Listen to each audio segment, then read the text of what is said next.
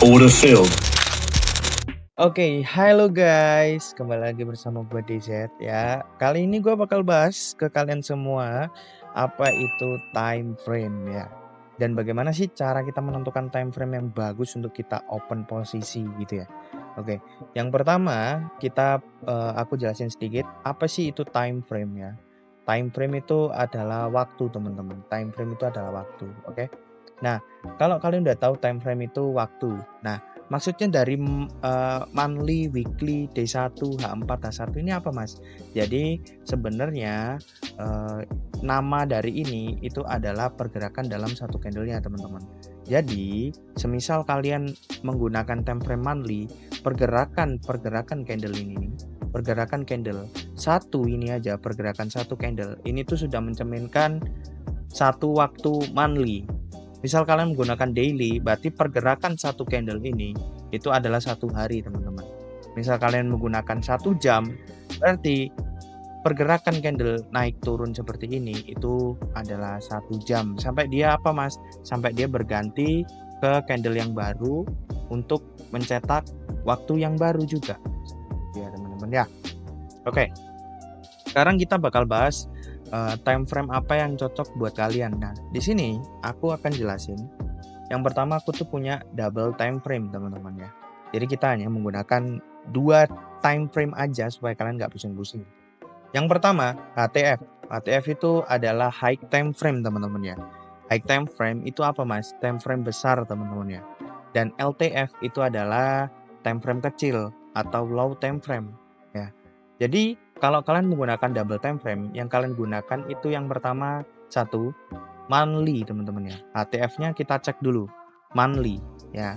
Habis itu LTF-nya kita menggunakan D1 atau 1 hari. Nah, terus yang kedua ketika kalian menggunakan weekly, berarti lower time frame-nya adalah H4 ya kan. Jadi HTF-nya D1, LTF-nya H1, HTF-nya H4, LTF-nya M15, HTF-nya H1, LTF-nya berarti M5. Sampai sini paham ya? Jadi kalau kalian masih kurang paham, sebenarnya apa fungsinya dari HTF dan LTF? Fungsinya, time frame besar itu untuk menentukan pergerakan yang asli, teman-teman ya. Pergerakan yang asli, maksudnya pergerakan jangka panjangnya itu bagaimana? Nah, untuk time frame kecilnya itu pergerakannya bagaimana juga. Jadi pergerakannya berbeda, Mas, jelas berbeda sekali, teman-teman. Jadi tinggal kalian cari aja time frame apa yang mau kalian gunakan gitu, teman-teman ya. Oke. Sekarang kita geser ke multi time frame. Nah, apa bedanya multi time frame dengan double time frame tadi, Mas? Multi time frame itu menggunakan 3 time frame, teman-teman. Yang kalau di sebelah kiri, kalian lihat perbedaannya di sini cuma ada high time frame, lower time frame aja ya, teman-teman. Kalau di multiple time frame dia menggunakan 3, teman-teman nih. Dia tuh menggunakan 3 ini, teman-teman. HTF, middle time frame, dan lower time frame, teman-teman. Jadi HTF itu adalah time frame besar, middle time frame atau MTF itu artinya middle atau time frame yang tengah-tengah gitu, middle.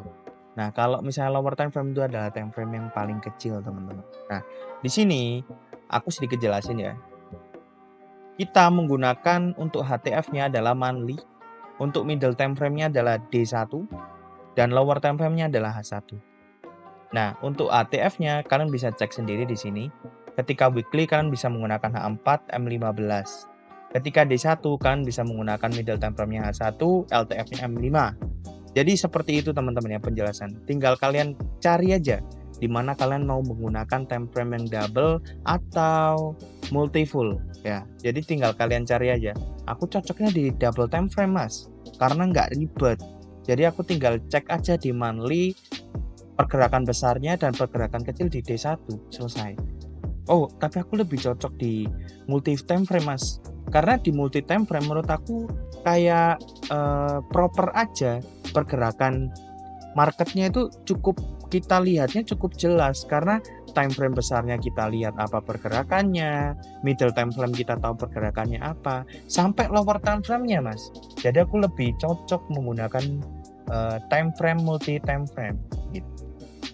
Oke, sekarang kita masuk ke dalam pertanyaan, teman-teman. gaya trading kalian apa yang pertama? Nah, gaya trading kalian itu apa dulu teman-teman? Dan saran dari DZ, yang pertama, ketika kalian trading swing, maka kalian itu menggunakan namanya time frame. Ketika kalian menggunakan double time frame, berarti ketika entry kalian swing itu ada di candle monthly dan D1 teman-teman. Mas, tapi kan aku pakai multiple time frame. Cocoknya apa kalau swing? Jadi ada di monthly, kita menggunakan D1 dan H1 teman-teman. Intraday cocoknya di mana Mas? D1 dan H1. Multi time frame-nya apa? D1, H1, M5. Scalping cocoknya apa Mas? H1, M30 dan M1. Gitu teman-teman ya. Nah, Mas, emang fungsinya apa dari kita melihat ketika kita bedanya menggunakan time frame double dan multiple time frame, ketika kita menggunakan swing, itu sebenarnya simpel yang mana? Jujur, kalau DZ yang bilang paling simpel menggunakan double time frame teman-teman ya. Double time frame ketika kalian menggunakan bias atau cara trading yang cukup simple, itu cukup menggunakan double time frame aja. Kalau kalian cocok menggunakan multi time frame juga bagus saja, tidak ada bedanya sama sekali ya. Cuman bedanya dari dua pihak ini itu dari middle time frame-nya aja. Di sebelah kiri ada nggak ada middle time frame-nya, yang di multiple itu ada multi time frame-nya gitu ya, ada middle time frame-nya. Oke, sebelum kalian mengeksekusi di market, kalian wajib mengetahui time frame dulu teman-teman ya. Terus gaya trading kalian itu apa? Jadi kalian menggunakan swing ya, kalian bisa menggunakan time frame ini teman-teman ya, intraday dan ini. Mas, emang wajib Mas scalping itu menggunakan H1, M30, M1? Kalau double time frame itu menggunakan berapa? Ya berarti H1 dan M30 ya teman-teman ya. H1 dan M30 aja. Mas, tapi di sini ada H1 dan M5. Boleh sekali. Jadi kalian tinggal mencocokin aja kalian cocoknya di mana. Mas, kenapa swing itu harus di monthly, terus lower time frame-nya harus di 1? Apa nggak bisa kita swing pakai A1? Bisa saja teman-teman. Cuman, kalau dari namanya aja swing adalah trading jangka panjang. Berarti kita eksekusinya itu sekali, take profit atau stop loss-nya itu sangat lama. Bisa terjadi seminggu, 2 minggu, bahkan 1 bulan, 2 bulan. Itu kita cocoknya menggunakan time frame yang lebih besar teman-teman ya. Nah, kalau intraday itu lebih cocok eksekusi 1 hari selesai gitu. Jadi entrian kalian itu 1 hari selesai, 1 hari selesai gitu. Untuk scalping itu biasanya dia 15 menit, 1 jam, 2 jam itu selesai gitu. Entriannya selesai. Itu namanya scalping. Gitu teman-teman. Jadi kalian tinggal cocokin aja gaya trading kalian itu apa. Banyak sekali pertanyaan-pertanyaan yang datang ke aku. Time frame itu bagaimana cara menentukan time frame di ICT dan lain. Ini caranya ya teman-teman. Tinggal kalian copy aja dengan cara trading kalian. Habis itu kalian ubah aja ke metode kalian masing-masing. Ya. Oke, itu sekian penjelasan multi time frame dan double time frame dari DZ ya.